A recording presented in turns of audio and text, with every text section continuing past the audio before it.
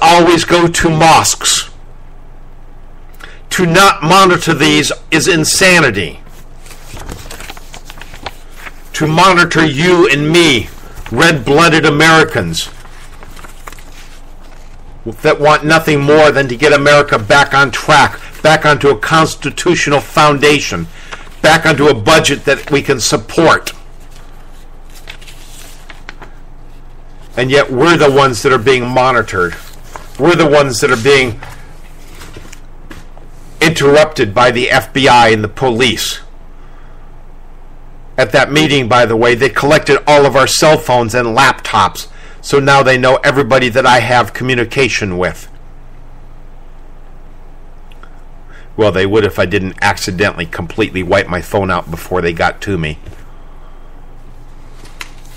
But why is it that this administration is so intent on protecting, on funding, on arming, on giving a fast track to citizenship for all of these American-hating terrorists? And yet they keep trying to put their boot on the necks of Americans that are providing the taxes that pay for all of this free crap that these goat-raping pedophile followers suck off of the administration. Brigitte Gabriel, I mentioned her a few minutes ago. This woman is a hero. She founded an organization called Act for America. Look it up. It's a national organization. They have chapters in every state, in most large cities. If they don't have one, reach out and start one. These are citizens. These are people like you and me that watch the community. When they see something happen, when they see Muslim checkers at a grocery store put up a sign, no alcohol in this line, or no pork in this line. They post it on the internet. They spread the word. The Act for America. We've got one in Houston. There's one in Dallas. There's one in San Antonio. Get involved with these people. I got a letter from Brigitte Gabriel that she sends out to her national list on a fairly regular basis. I'm going to share this letter with you. This woman is a great leader, a great hero, and she has opened more eyes in a single day than I do month after month with my show. She says, Dear Tom, dear your name here, right? Boko Haram and the Islamic State, Lashkar Taiba, Al-Shabaab. We hear these names all the time and used synonymously with terrorism.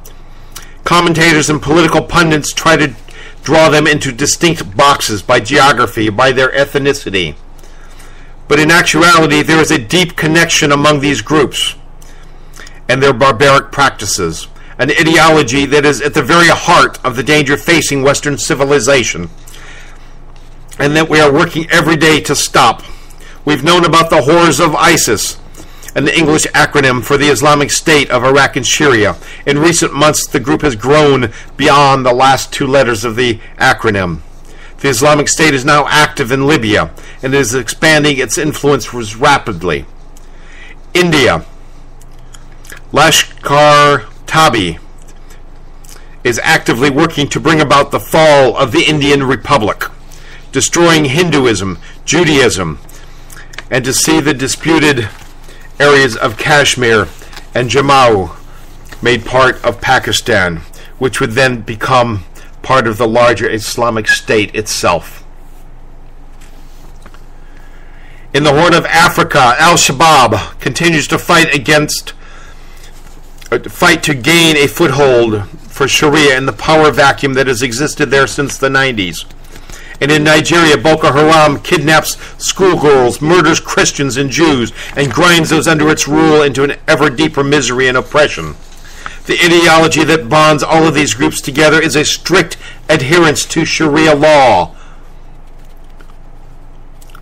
The all-encompassing legal code of Islam as it is practiced during the early days of the original empire that grew from Muhammad's conquest of the Arabian Peninsula. Most, if not all, of these groups talk about the desire to establish Sharia rule in their lands. Much of the horror we see in the evening news from the Islamic State comes from their dedication to apply their 7th century views on everything from slavery to women's rights to every aspect of life. People unfortunate enough to find themselves under Sharia rule find themselves in a place with very little to no freedoms at all. Virtually every aspect of their life is dictated by the omnipresent religious rules. Women are held as little more than property. They can be beaten and in many cases killed with impunity. Girls have no chance at education. Indeed, Boko Haram's very name means Western education is forbidden. In the lands of Sharia, those who dare profess a faith other than Islam are, under the best of circumstances, treated as second-class citizens, and more often than not, rounded up for prosecution or murder. Just last year in Mosul, the Islamic State fighters went house to house finding Christians and marking their houses with an Arabic character, an abbreviation for Nasrani, a pejorative term rooted in the word Nazarene. The choice given to those non-Muslims was simple: convert, pay a fine, or face death by the sword.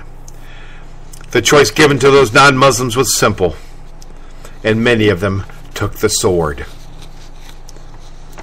As in so many other countries ruled by jihadis, the only thing more prevalent than the efforts to kill and displace Jews is the perpetual stream of threats against Israel.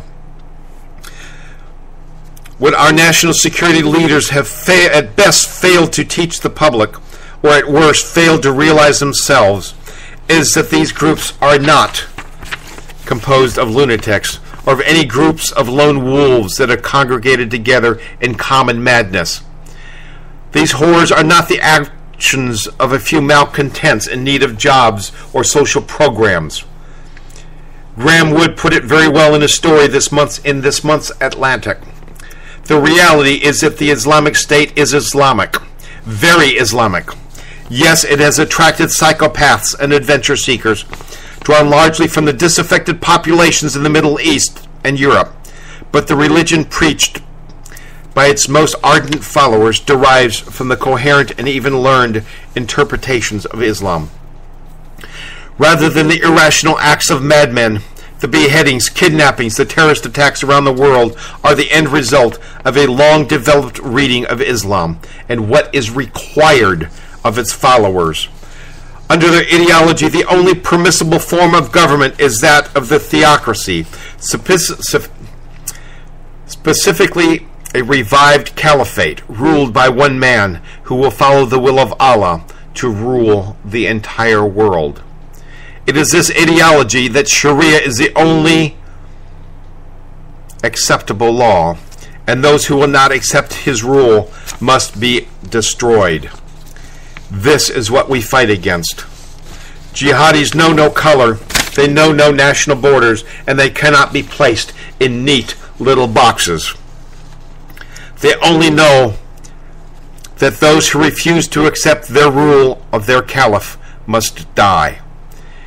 This is what we are fighting against. A handful of people can change the world for good or for ill.